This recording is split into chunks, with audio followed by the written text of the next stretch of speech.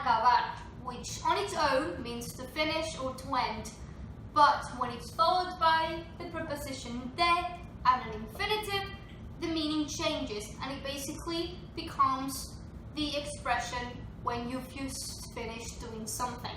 So, when in English you would say, I've just eaten dinner, or I've just read this book, I've just called your brother, I've just seen this person do this, okay? When it's something you've just done, then we're going to be using this expression in Spanish, okay?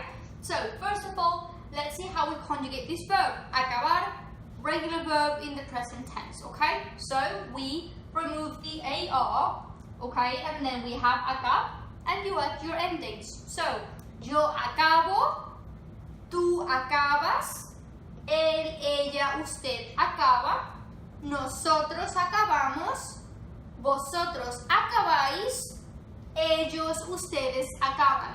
So, again, let's do some examples, okay? I could say, yo acabo de comer, I've just eaten, okay? Or yo acabo de cenar, I've just had dinner.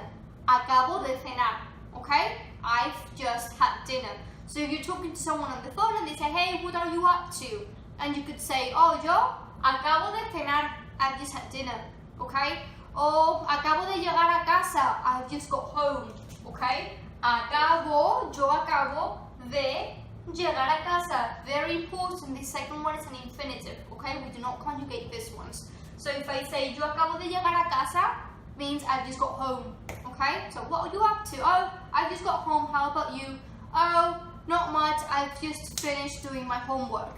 Acabo de terminar de hacer la tarea. O acabo de terminar la tarea, okay? Good. Or acabamos de despertarnos. We've just woken up. Acabamos de despertarnos, okay? Good. Or you could also use it with other subjects like the movie, la película. You could say, the movie has just started.